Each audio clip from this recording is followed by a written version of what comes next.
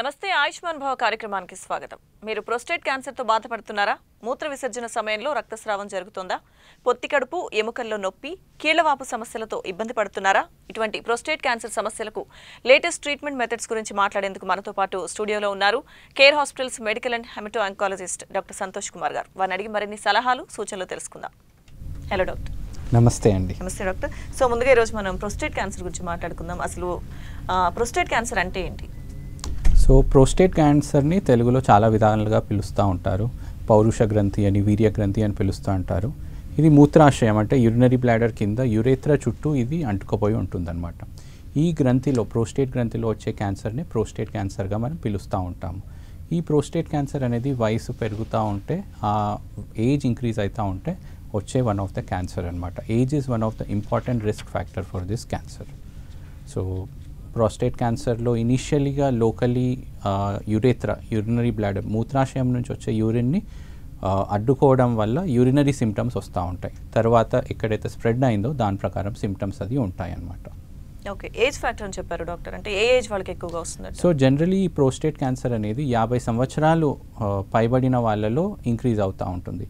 70 సంవత్సరాలు పైన వచ్చే వాళ్ళకి వచ్చే ఫ్రీక్వెన్సీ చాలా ఉంటుంది. ఇది వయసు రీత్యా వచ్చే క్యాన్సర్గా మనం పరిగణించవచ్చు. ఓకే డాక్టర్, కాలర్ ఉన్నారు, రహమతుల్లా గారు. హలో అండి. నమస్తే మేడం. నమస్తే అండి. డాక్టర్ సంతోష్ కుమార్ గారు ఉన్నారు, మాట్లాడండి. రైట్ అమ్మా. నమస్తే అండి, చెప్పండి. నమస్తే చెప్పండి, వింటున్నాను. సార్ నమస్తే సార్, డాక్టర్ గారు. నమస్తే అండి, చెప్పండి, వింటున్నాను. సార్ నా పేరు రహమతుల్లా, నేను కడప జిల్లా పెద్దూరు నుండి మాట్లాడుతున్నాను. చెప్పండి. ఏం లేదు సార్, మా రిలేటివ్ ఒక ఆయనకు మీ వాయిస్ బ్రేక్ అవుతుందండి. రహమతుల్లా గారు టీవీ చూడకుండా డాక్టర్ గారితో మాట్లాడండి. టీవీ వాల్యూమ్ మ్యూట్ చేయండి. ఓకే ఓకే సార్, అర్థమైంది. ఏం లేదు, అది మా రిలేటివ్ ఒక ఆయనకు నాలుగు చిన్న గుళ్ళ మీద లేచిందే సార్. ఓకే ఓకే కదా, అది కొద్దిగా ఈఎన్టీ డాక్టర్ చూపిస్తే ఆయన అనుమానం ఉంది, నాకు కొద్దిగా క్యాన్సర్ టెస్ట్ చేసుకోండి అని చెప్పారు. ఓకే. చేసుకున్న తర్వాత అక్కడ మా కర్నూలు జిల్లాలో కొడుమూరు అని ఉంది, అక్కడ ఒక హాస్పిటల్ ఉంది సార్, దీనికి సంబంధించిన విశ్వభారతి. ఓకే. అది ఇప్పుడు ఆయనకు అది కరెంటు పెట్టడము, దాని ద్వారా కీమోథెరపీ చేయడం వల్ల ఓకే అది నాలుగు నుంచి గుంటు పెయిన్ వచ్చింది సార్. అది ఓకే. చిన్న గడ్డ మాదిరి వచ్చి ఆ చెవు దగ్గర కూడా కొద్దిగా పీకుతుందని, మనిషి కొద్దిగా స్ట్రెస్ అయ్యి చాలా వీక్ అయిపోతున్నాడు. ఓకే. అక్కడ మేము తీసుకునే ట్రీట్మెంట్ ఒక కరెక్ట్ అయినా అది కొద్దిగా అర్థం కాకుండా పరిస్థితి. మేము ఎక్కడికి పోవాలా, మీ సజెషన్ ఏమి అది డాక్టర్? ఓకే.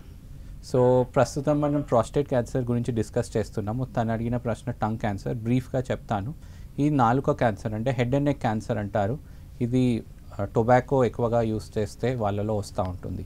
ఈ టంగ్ క్యాన్సర్ని బయాప్సీ చేసి, ముక్క పరీక్ష చేసి నిర్ధారిస్తారు. మీ విషయంలో కూడా అలాగే క్యాన్సర్ సంబంధించిన ముక్క పరీక్ష చేసి నిర్ధారించారు. సో ఈ నిర్ధారించిన తర్వాత ఈ స్టేజ్ని బట్టి ట్రీట్మెంట్ ఉంటుంది. అర్లీ స్టేజ్లో మనం ఆపరేషన్ చేసి తీసేస్తాము. అలాగే గొంతుకి ఇక్కడ మెడ వరకు పాకిన లింఫ్ గ్రంథుల్ని కూడా మనం తీస్తూ ఉంటాము. ఒకవేళ కొద్దిగా అడ్వాన్స్ అయితే కీమోతో పాటు మనం రేడియేషన్ థెరపీ ఇస్తూ ఉంటాము. దీనివల్ల ఏంటంటే నోట్లో ఉండే మ్యూకోజా దాంట్లో అల్సర్స్ లాగా ఫామ్ అవుతూ ఉంటాయి. దీనివల్ల కొద్దిగా తినడం అనేది తగ్గిపోతుంది. అందుకోసమే రేడియేషన్ స్టార్ట్ అయ్యే ముందు మనం ముక్కునో నుంచి ఒక పైప్ వేసి డైట్ న్యూట్రిషన్ ఇంక్రీజ్ చేయడానికి మనము మెజర్స్ తీసుకుంటూ ఉంటాం. నెక్స్ట్. ఓకే. సో డాక్టర్, అయితే క్యాన్సర్కి సంబంధించి ఇప్పుడు కాలో చెప్పినట్టు కూడా చాలా మందిలో చాలా అపోహలు ఉంటాయి. చాలా రకాల క్యాన్సర్లు ఉన్నాయి. సో అంటే పర్టికులర్గా ఈ ప్రోస్టేట్ క్యాన్సర్కి సంబంధించి ఎటువంటి అవగాహన ఉండాలి అంటారు? సో ప్రోస్టేట్ క్యాన్సర్ ఈ మధ్య పెరుగుతూ ఉందండి. This is because of more awareness in media. So అంత్యంత ముఖ్యంగా తెలుసుకునే విషయం ఏంటంటే ఈ లక్షణాలు ఏ విధంగా ఉంటాయి అనేది తెలుసుకోవాలి. సో చిన్న లక్షణం ఉన్నా కానీ మనం డాక్టర్ వైపు మనము రావాల్సి ఉంటుంది. సో ఈ ప్రోస్టేట్ గ్రంథి యొక్క లక్షణాలు ఈ ప్రోస్టేట్ ఏ స్టేజ్ వరకు ఉందో దాని ప్రకారం ఉంటుంది. ఒకవేళ ప్రోస్టేట్ వరకే పరిమితం అయి ఉంటే మూత్రం వెళ్ళే దారిలో కష్టాలు వస్తాయి. ఫర్ ఎగ్జాంపుల్, మూత్రం వెళ్ళే దారిలో కష్టంగా రావడం, మూత్రం మాటిమాటికి రావడం, కొంతమందిలో రాత్రిలో 4-5 సార్లు మూత్రం కోసం మెలకువ రావడం, ఇట్లాంటి సిమ్టమ్స్ ఉంటాయి. అలాగే అర్జెన్సీ అండ్ హెజిటెన్సీ అంటారు. యూరిన్ వస్తున్నట్టే ఉంటుంది, వాష్రూమ్కి వెళ్తారు, అప్పుడప్పుడు బట్టల్లోనే లీక్ అవుతూ ఉంటుంది, మూత్రం విసర్జన చేసే సమయంలో సరిగ్గా రాకపోవడం, ఆ దార స్ట్రీమ్ సరిగ్గా లేకపోవడం, ఇవన్నీ దీని లక్షణాలు. అలాగే కొంతమందిలో మూత్ర విసర్జన సమయంలో రక్తస్రావం కూడా అవుతూ ఉంటుంది. ఇవన్నీ ప్రాస్టేట్ క్యాన్సర్ ఒక లక్షణాలుగా పరిగణించాలి. కొద్దిమంది పేషెంట్స్లో కొద్దిగా అడ్వాన్స్ అయ్యాక, అంటే ప్రోస్టేట్ గ్రంథిని విడిచి బాడీలో వేరే మార్గం వెళ్తే, ఫర్ ఎగ్జాంపుల్ బోన్స్కి, ఎముకలకు స్ప్రెడ్ అయితే దెన్ దానికి సంబంధించిన సిమ్టమ్స్ వస్తాయి. ఎట్లా అంటే మోస్ట్లీ ఇది వెన్నుపూసలో ఉన్న బోన్స్కి ఇది స్ప్రెడ్ అవుతుంది, వర్టిబ్రల్ బాడీస్కి అంటాము. అట్లాంటి సమయాలలో లో బ్యాక్ ఏక్, అంటే వెన్నుపూసలో నొప్పి రావడం, చాలా అరుదుగా వెన్నుపూసకి కంప్లీట్గా బ్లాక్ అయితే 2 కాళ్ళల్లో వీక్నెస్ కానీ పెరాలసిస్ కానీ వచ్చే అవకాశాలు ఉంటుంది. సో ఈ సిమ్టమ్స్ ఏంటంటే ఈ స్టేజ్ని బట్టి ఉంటాయి. ప్రోస్టేట్ గ్రంథి వరకే పరిమితం అవుతుంటే యూరిన్ ఒక్క సిమ్టమ్స్ ఉంటాయండి. వేరే భాగంలో స్ప్రెడ్ అయితే ఆ భాగంకి స్ప్రెడ్ అయిన సిమ్టమ్స్ వస్తూ ఉంటాయి. చాలా వరకు ఈ ప్రోస్టేట్ క్యాన్సర్ అనే సిమ్టమ్స్ బినైన్ ప్రోస్టేటిక్ హైపర్ట్రోఫీ, అంటే బీపీహెచ్ అని పిలుస్తూ ఉంటారు. దీనికి చాలా సిమిలర్గా ఉంటాయి. బీపీహెచ్ ఏంటంటే ఇది వయసు ద్వారా వచ్చేదన్నమాట. వయసు పెరుగుతున్న కొద్దీ ప్రోస్టేట్ గ్రంథి వాల్యూమ్ పెరిగి యూరిన్ పోవడంలో కష్టం వస్తుంది. దాన్నే బినైన్ ప్రోస్టేటిక్ హైపర్ట్రోఫీ అంటారు. కొన్ని బినైన్ ప్రోస్టేటిక్ హైపర్ట్రోఫీలో క్యాన్సర్ రూపాంతరం చెంది అది అడ్వాన్స్ స్టేజ్లో అవుతూ ఉంటుంది అనమాట. ఓకే డాక్టర్, కాలర్ ఉన్నారు దేవేంద్ర రాజు గారు. హలో అండి. నమస్తే అండి. నమస్తే అండి, డాక్టర్ గారు ఉన్నారు, మాట్లాడండి. నమస్తే అండి, చెప్పండి. ప్రాస్టేట్ సైజు పెరిగిందన్నారండి. ఓకే. వాల్యూమ్ 33 cc అన్నారండి. Okay. Urinary bladder partially distended అన్నారు. ఓకే అండి. యూరిన్ ఎక్కువ టైం చెల్లాల్సి వస్తుందండి. ఓకే అండి. బ్లాడర్ ఫుల్ ఖాళీ అవ్వట్లేదండి. ఓకే. వయసు ఎంత అండి? పేషెంట్ వయసు ఎంత? 56 అండి. 56 వయసు. సో ఈ సందర్భాల్లో మనము ఇది బినైన్ ప్రోస్టేటిక్ హైపర్ట్రోఫియా లేకపోతే ప్రోస్టేట్ క్యాన్సరా అనేది నిర్ధారించుకోవాల్సి వస్తుంది. దీంట్లో మనము ఈ సందర్భంలో 2 టెస్ట్ చేస్తామన్నమాట. ఫస్ట్ మీకు హాస్పిటల్లో వెళ్ళాక ఫస్ట్ ఎగ్జామిన్ చేస్తారండి. డిజిటల్ రెక్టల్ ఎగ్జామినేషన్ అని అంటారు, డిఆర్ఈ అంటారు. ఇది వెనుక భాగం నుంచి మన మోషన్ వెళ్ళే మార్గం నుంచి పరీక్ష చేసి ప్రాస్టేట్ గ్రంథి ఎంత గట్టిగా ఉంది ఏంటి అనేది చూస్తారు. ఇది ఫస్ట్ క్లినికల్ ఎగ్జామినేషన్ అంటారు. దాని తర్వాత పిఎస్ఏ, ప్రాస్టేట్ స్పెసిఫిక్ యాంటీజెన్, ఇది బ్లడ్లో మనం చూస్తూ ఉంటాం అన్నమాట. ఈ 2 ఫీచర్స్ తర్వాత అల్ట్రాసౌండ్ చేసి దీని ప్రకారం బయాప్సీ చేయాలా లేదా అని నిర్ధారిస్తాము. బయాప్సీ ట్రాన్స్రెక్టల్ అల్ట్రాసౌండ్ రూపంలో చేస్తారు.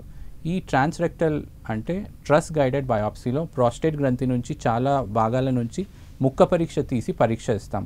ఇది బినైన్ ప్రోస్టేటిక్ హైపర్ట్రోఫియా లేదా క్యాన్సర్గా రూపాంతరం చెందిన ప్రోస్టేట్ క్యాన్సర్ అని నిర్ధారిస్తాం అనమాట. సో ఫస్ట్ క్లినికల్గా మీకు ఎగ్జామిన్ చేస్తారండి.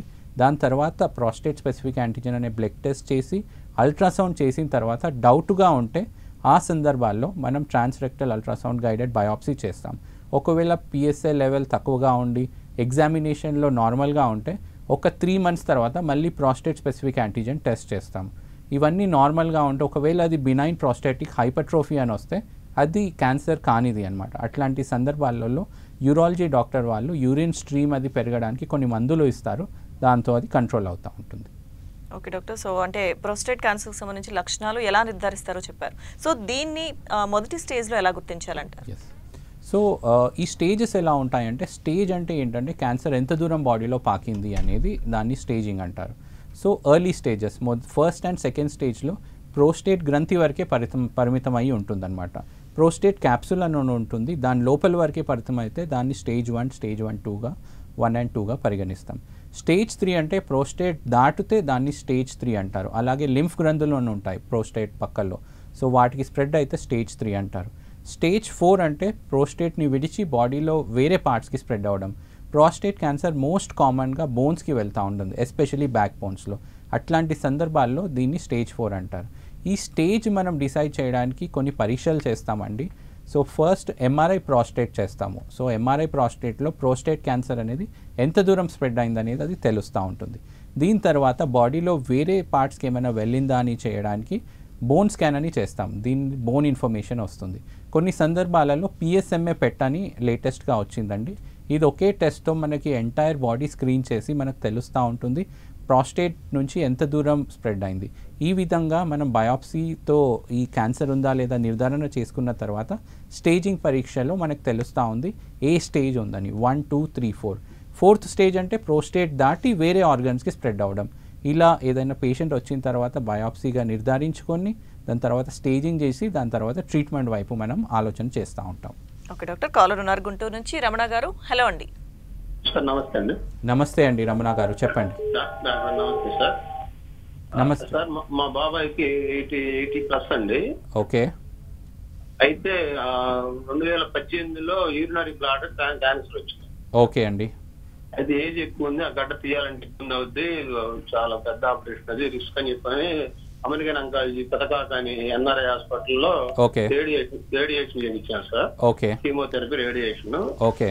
ఇప్పుడు 3 years నుంచి ఏమి లేదు సార్, అంతా బాగానే ఉంది. టాబ్లెట్లు కూడా జింక్ టాబ్లెట్లను బీపీకి వాడుకుంటున్నాడు. Very good, very good. ఒక 2 months నుంచి వారానికి 10 రోజులకి యూరిన్ రెడ్ గా వస్తున్నాయి సార్. ఓకే అండి. ఓకే. అంటే మేము 3-4 నెలల క్రితం హాస్పిటల్కి వెళ్తే 3 సంవత్సరాలు దాటింది కదా, ఇంకా 6 నెలలకు ఒకసారి రమ్మన్నారు. అందులో 3 నెలలకు ఒకసారి వెళ్ళేవాళ్ళం సార్. ఓకే. ఇప్పుడు 6 నెలలకు ఒకసారి రమ్మన్నారు. నేను వచ్చి 4 నెలలు అవుతుంది ఇప్పుడు. ఓకే. ఒక నెల నుంచి సార్, ఈ నెలలోపు ఒక 3 సార్లు ఏమో యూరిన్ రెడ్డిష్ లో వస్తున్నాయి సార్, ఎప్పుడన్నా ఒకసారి. ఓకే. అది ఏంటి సింటమ్స్ ఏంటని. ఓకే. సో మన ప్రస్తుత కేసులో వాళ్ళకి యూరినరీ బ్లాడర్ మూత్రాశయ క్యాన్సర్ ఉండింది. వయసు పెద్ద పైన పడిన రీత్యా, కండిషన్ బాగాలేదు రీత్యా రేడియేషన్ అండ్ కీమోథెరపీ కలిసి ఇచ్చారు. ఇప్పుడు 3-4 సంవత్సరాల తర్వాత మళ్ళీ మూత్రంలో బ్లడ్ వస్తూ ఉంది. ఈ సందర్భాల్లో మనం 2 కారణాల రీత్యా ఇది రావచ్చండి. ఒకటి రేడియేషన్ సిస్టైటిస్. ప్రీవియస్లీ 3 సంవత్సరాల క్రితం ఇచ్చిన రేడియేషన్ తాలూకు సైడ్ ఎఫెక్ట్స్ ఇప్పుడు ఒకటి రావచ్చు. దాంట్లో ఇలాగా మూత్రంలో రక్తస్రావం రావడం, ఇది కామన్ సిమ్టమ్ అనమాట. ఇంకోటి ఏంటంటే మళ్ళీ ట్యూమర్ వాపస్ తిరిగి వచ్చిందా లేదా అనేది. సో ఈ 2 కారణాలలో ఏ కారణం అనేది మనము కనుగొట్టాలి. దీన్ని సిస్టోస్కోపీ టెస్ట్ అంటే ఈ మూత్రాశయం లోపల ఒక కెమెరా పంపించి చూస్తారు. దాని తర్వాత అవసరం ఉంటే బయాప్సీ చేస్తారనమాట. సో రేడియేషన్ సిస్టైటిస్ ట్రీట్మెంట్ చాలా సింపుల్గా ఉంటుందండి. మళ్ళీ క్యాన్సర్ తిరిగి వస్తే దాని ప్రకారం ఇమ్యూనోథెరపీ లాంటి ఏజెంట్స్ అది మనం ఇవ్వాల్సి ఉంటుంది. ఓకే డాక్టర్, కాలర్ ఉన్నారు తిరుమల రెడ్డి గారు. హలో అండి. హలో. Hello madam. నమస్తే అండి, డాక్టర్ గారు ఉన్నారు, మాట్లాడండి. సార్ నమస్తే. నమస్తే అండి, చెప్పండి. సార్ మా పాప వయసు 14 years సార్. ఓకే. అయితే పాపకి ప్లేట్లెట్స్ ప్రాబ్లం ఉంది సార్. ఓకే. గత 3 years నుంచి ఒక 30,000 40,000 అంతే ఉంటుంది. ఓకే అండి. ఇంప్రూవ్ చేయడానికి సో ఈ 14 years ఏజ్లో ఈ ప్లేట్లెట్స్ తక్కువ రావడం కారణం ఏంటి అనేది మనం నిర్ధారించుకోవాలి. ప్రస్తుత కేసులో 3-4 సంవత్సరాలుగా ఇది ఉంది కాబట్టి కామన్ కాజ్ ఇమ్యూన్ థ్రాంబోసైటోపీనియా అని అంటారనమాట. ఇమ్యూన్ థ్రాంబోసైటోపీనియాలో ఏమవుతుందంటే మన ఇమ్యూన్ సిస్టమే మన ప్లేట్లెట్పై దాడి చేసి దాన్ని తగ్గిస్తూ ఉంటుంది అనమాట. సో ఇమ్యూన్ థ్రాంబోసైటోపీనియానా లేదా అనేది కొన్ని టెస్టులు చేసి మనం నిర్ధారిస్తాం. ఒకవేళ ఇమ్యూన్ థ్రాంబోసైటోపీనియానే అయితే 20,000 పైన ప్లేట్లెట్స్ ఉంటే మనకు సరిపోతుందండి. ఒకవేళ దానికంటే తగ్గితే ఆర్ బ్లీడింగ్ ఏమన్నా అవుతే మనం స్టీరాయిడ్స్ టాబ్లెట్స్ ఇవ్వాల్సి వస్తుంది. సో ఫస్ట్ స్టెప్ ఏంటంటే అది ఇమ్యూన్ థ్రాంబోసైటోపీనియా లేదా అని నిర్ధారించుకోవాలి. దాని తర్వాత ఒకవేళ ట్రీట్మెంట్ అవసరం పడితే అంటే 20,000 కంటే తక్కువ ఉండి లేదా ఏదైనా బ్లీడింగ్ విపరీతంగా రావడం అట్లాంటి సిమ్టమ్స్ ఉంటే దెన్ స్టీరాయిడ్ మెడికేషన్ ఇచ్చి మనం కంట్రోల్ చేసుకోవచ్చు. ఓకే అండి, నెక్స్ట్ కాలర్ ఉన్నారు దిలీప్ గారు. హలో అండి. మేడం నాకు పొత్తుకడుపున నొప్పి వస్తుంది. ఓకే అండి, డాక్టర్ గారు ఉన్నారు, చెప్పండి. డాక్టర్ గారు నాకు పొత్తుకడుపున నొప్పి వస్తుందండి. ఓకే.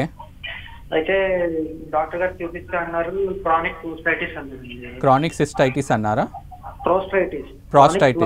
ప్రాస్టైటిస్. ఓకే అండి. సో అది సార్ అంటే గట్టిగా గాలి పీల్చినా సరే కడుపులో నొప్పి అనిపిస్తుంది సార్. ఓకే. ఓకే. దీనికి ఏం చేయాలంటే? మీ వయసు ఎంత అండి? నా వయసు వచ్చేసి 42 years. 42 years. Okay. So prostatitis అంటే ప్రాస్టేట్ గ్రంథిలో వచ్చే ఇన్ఫెక్షన్ అనమాట. చాలామందిలో ఇది మూత్రంలో మంట రావడం, పొత్తి కడుపులో నొప్పి రావడం ఇట్లా ప్రజెంట్ అవుతూ ఉంటుంది. వీటికి ఏంటంటే ఇనీషియలీ మనం యాంటీబయాటిక్స్ ఇచ్చి ట్రీట్ చేస్తాము. అట్లీస్ట్ 14 రోజులు యాంటీబయాటిక్స్తో పాటు తగ్గలేదు, అలాగే పర్సిస్ట్ అవుతుంటే ఇది ప్రాస్టేటిక్ ఇన్ఫెక్షన్ ఏమైనా టీబీ లాగా ఉందా లేదా అనేది కూడా మనం చూసుకోవాల్సి వస్తుంది. జనరలీ 2 వారాలు యాంటీబయాటిక్స్ వాడతామండి ప్రాస్టైటిస్లో. ఇది తగ్గకపోతే టీబీకి సంబంధించిన టెస్టులు చేసి చూస్తాము. అవసరం ఉంటే బయాప్సీ కూడా చేయాల్సి వస్తుంది. ఓకే డాక్టర్, ఈ ప్రాస్టేట్ క్యాన్సర్కి ట్రీట్మెంట్ ఏ విధంగా ఉంటుంది? So prostate cancer treatment 2 features మీద ఆధారపడి ఉందండి. ఒకటి ఏ టైప్ ఆఫ్ క్యాన్సర్ అనేది, అలాగే బయాప్సీలో మనకి గ్రేడింగ్ అని తెలుస్తూ ఉంది, ఎంత వేగంగా క్యాన్సర్ అనేది పెరుగుతుందని తెలిసేది, అలాగే స్టేజ్ పైన ఆధారపడి ఉంది. ఈ రెండు విషయాలతో పాటు పేషెంట్ కండిషన్ ఎలా ఉంది. చాలా వరకు పేషెంట్స్లో ఏజ్ ఎక్కువగా ఉండడం వల్ల వీళ్ళకి క్యాన్సర్తో పాటు వేరే కండిషన్స్ కూడా ఉంటాయి. గుండె ప్రాబ్లం కానీ, ఊపిరితిత్తుల ప్రాబ్లం కానీ, మనం అన్ని పరిగణలోకి తీసుకొని మనం డెసిషన్ చేసుకోవాల్సి వస్తుంది. ఒకవేళ అర్లీ స్టేజ్ క్యాన్సర్ అయితే, అంటే స్టేజ్ 1 స్టేజ్ 2 వరకే క్యాన్సర్ ఉంది అంటే 2 విధాలుగా మనం ట్రీట్మెంట్ చేసుకోవచ్చండి. ఒకటి సర్జరీ చేసి రాడికల్ ప్రాస్టెక్టెక్టమీ అని చేసి తీయొచ్చండి. ఒకవేళ సర్జరీకి వీలు పడదు, పేషెంట్ జనరల్ కండిషన్ అంతా బాగాలేదు అంటే రేడియేషన్, ఫోకస్డ్ రేడియేషన్ ఇస్తారండి. ఎక్కడైతే ప్రాస్టేట్ క్యాన్సర్ ఉందో దానికే డైరెక్టెడ్గా image guided radiation therapy IGRT అని చెప్పి దానికి ఇస్తారు. సర్జరీలో కూడా చాలా రూట్స్లో చేయొచ్చండి. ఇంతకు ముందు కాలం ఓపెన్గా చేసేవాళ్ళు, ఇప్పుడు లాప్రోస్కోపిక్ అలాగే రోబోటిక్ ప్రాస్టేటెక్టమీ కూడా చేస్తూ ఉన్నారు. దిస్ ఇస్ ఎర్లీ స్టేజ్, అంటే తొలి దశలో ఉన్న ప్రాస్టేట్ క్యాన్సర్. ఒకవేళ advanced prostate cancer especially stage 4లో ఉంటే దాంట్లో మనము ఆండ్రోజన్ డిప్రైవేషన్ థెరపీ అంటాం. అంటే ఈ ప్రాస్టేట్ క్యాన్సర్ కణాలు అనేవి ఆండ్రోజన్ అంటే టెస్టోస్టిరాన్ మీద ఆధారపడి ఉంటాయన్నమాట. సో ఈ టెస్టోస్టిరాన్ తగ్గించడానికి మనం ప్రయత్నాలు చేస్తాం, especially in advanced prostate cancer. So ఇది 2 రకాలుగా చేయొచ్చండి. మెడికల్ క్యాస్ట్రేషన్ అంటారు, సర్జికల్ క్యాస్ట్రేషన్ అని అంటారు. మెడికల్ క్యాస్ట్రేషన్ ఏంటంటే టెస్టోస్టిరాన్ తగ్గించడానికి ట్యాబ్లెట్స్ అది ఇస్తూ ఉంటామండి. అలాగే టోటల్ ఆండ్రోజన్ డిప్రైవేషన్ అని కొన్ని ట్యాబ్లెట్స్ ఇస్తాం. సర్జికల్ క్యాస్ట్రేషన్లే 2 బీజాలు మనం తీసేస్తాం, ఎందుకంటే మన బాడీలో టెస్టోస్టిరాన్ ప్రొడ్యూస్ అయ్యేది బీజాలలో. సో కొంతమందికి బీజాలు తీయడంలో కొద్దిగా అవగాహన లేకపోతే అట్లాంటి వాళ్ళలో ఇంజెక్షన్స్ కానీ ట్యాబ్లెట్స్ కానీ ఇచ్చి ఆండ్రోజన్ డిప్రైవేషన్ థెరపీ చేస్తాము. దీనివల్ల ఏంటంటే ప్రాస్టేట్ గ్రంథి ఏదైతే టెస్టోస్టిరాన్ మీద ఆధారపడి ఉందో దాని గ్రోత్ కోసం దాన్ని మనం ఆపి క్యాన్సర్ తాలూకు సిమ్టమ్స్ చాలా వరకు కంట్రోల్ చేయొచ్చు. ఈ సందర్భంగా నేను చెప్పదలుచుకున్న విషయం ఏంటంటే ప్రాస్టేట్ క్యాన్సర్ అనేది చాలా స్లోగా పెరుగుతూ ఉందండి. So it is very slow growing cancer. Prostate cancer ఉన్న వాళ్ళు ప్రాస్టేట్ క్యాన్సర్ వల్ల కాకుండా వేరే ఇతర కారణాల వల్ల, గుండె సంబంధించిన ప్రాబ్లం వల్ల, ఇస్కీమిక్ హార్ట్ డిజీజ్ అంటే హార్ట్ అటాక్ కానీ, ఊపిరితిత్తుల సమస్య వల్ల వాళ్ళు చనిపోతారు. ప్రాస్టేట్ క్యాన్సర్ అంత ప్రాణాంతకమైనది కాదు, కానీ ఎర్లీ స్టేజ్లో డిటెక్ట్ చేస్తే మాత్రం కంప్లీట్గా క్యూర్ చేయొచ్చు. అడ్వాన్స్ స్టేజ్లో మనకి ఆండ్రోజన్ డిప్రైవేషన్ థెరపీ చేయాలండి. అలాగే దీంతోపాటు లేటెస్ట్గా కొన్ని టార్గెటెడ్ థెరపీస్ కూడా అందుబాటులోకి వచ్చాయి. డాక్టర్, అయితే హార్మోనల్ ట్రీట్మెంట్ అంటే ఏంటి? సో హార్మోనల్ థెరపీ ఏంటంటే మనం బాడీలో ఉన్న హార్మోన్ శాతంని ఆల్టర్ చేస్తూ ప్రాస్టేట్ క్యాన్సర్ని కంట్రోల్ చేయడం. ఇందాక చెప్పినట్టు ప్రాస్టేట్ క్యాన్సర్ కణాలు టెస్టోస్టిరాన్ అనే హార్మోన్ మీద ఆధారపడి ఉంటాయి. ఇది పురుషుల్లో ఉంటుంది టెస్టోస్టిరాన్ హార్మోన్. సో ఈ టెస్టోస్టిరాన్ని తగ్గిస్తే క్యాన్సర్ గ్రోత్ అనేది ఆటోమేటిక్గా తగ్గిపోతుంది. దీన్నే హార్మోనల్ థెరపీ అని పిలుస్తూ ఉంటారు. దీన్నే ఆండ్రోజన్ డిప్రైవేషన్ థెరపీ, ADT అని కూడా మనం పిలుచుకుంటూ ఉంటాం. కాలర్ ఉన్నారండి, రాజేష్ గారు. హలో అండి. హలో మేడం, నమస్తే. నమస్తే అండి, డాక్టర్ గారు ఉన్నారు, మాట్లాడండి. సార్ నమస్తే సార్. నమస్తే అండి, చెప్పండి. సార్ నాకు లెఫ్ట్ సైడ్ మామూలుగా కింద తొట్టు కడుపు దగ్గర నుంచి ఓకే లైట్ గా పెయిన్ వస్తుంది. ఓకే ఆల్రెడీ బ్లడ్ మోషన్ సుమారుగా బ్లడ్ మోషన్స్ ఎక్కడన్నా వచ్చేది. ఓకే నెక్స్ట్ ఏంటంటే ఇప్పుడు ఎక్కువగా అది నాకు 20 years గా ఉంది సార్. ఓకే ఫుడ్ తింటే డైజెస్ట్ కాదు. ఓకే నెక్స్ట్ మళ్ళీ వచ్చేసి ఏంటంటే అప్పుడప్పుడు కీళ్ళు నొప్పులు వస్తున్నాయి ఫింగర్స్ ఈ మధ్య కాలంలో. ఓకే, మీ వయసు ఎంత అండి? 45 years. 45. ఓకే. ఇప్పుడు అలా వస్తా ఉంది. లెఫ్ట్ సైడ్ హార్ట్ లో కొంచెం మంటగా, ఓకే, పెయిన్ గా, ఫుడ్ డైజెస్ట్ కాకుండా, ఓకే, ఇలాంటి సింటమ్స్ అన్ని ఉన్నాయి. ఓకే. ఆ ఫింగర్స్ మాత్రం వేలు ఫింగర్స్ మాత్రమేనండి. ఓకే. మామూలుగా ముడిచినప్పుడు అట్లప్పుడు పెయిన్ వస్తా ఉంది. ఓకే. ఓకే. ఇది సార్ విషయం. అండ్ మోషన్లో బ్లడ్ అది వస్తూ ఉందా అండి?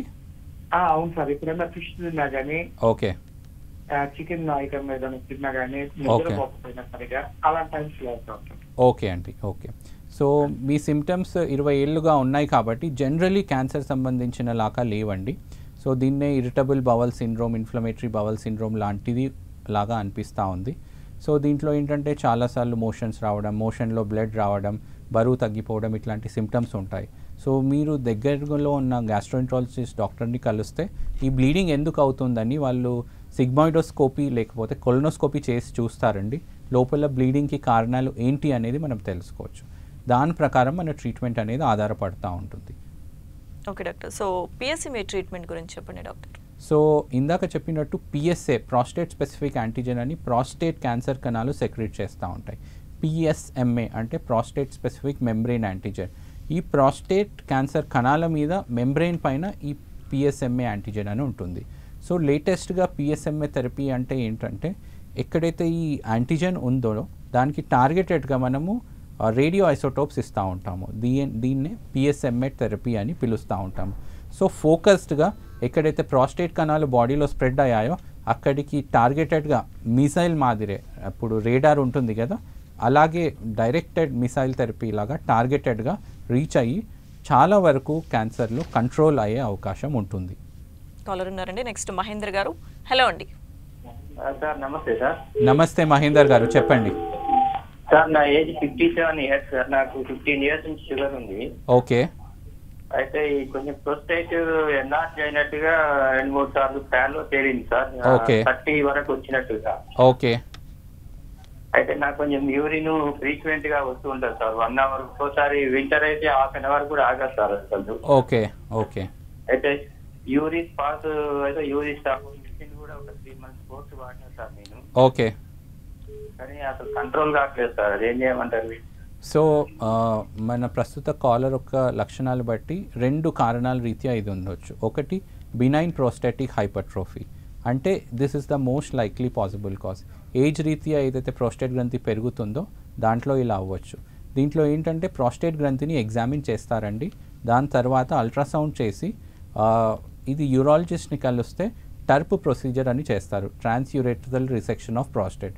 దీనివల్ల ప్రాస్టేట్ ఏదైతే మూత్రమార్గంలో ప్రాస్టేట్ అది మూత్రమార్గాన్ని బ్లాక్ చేస్తూ ఉందో దాన్ని క్లియర్ అవుతూ ఉంటుంది.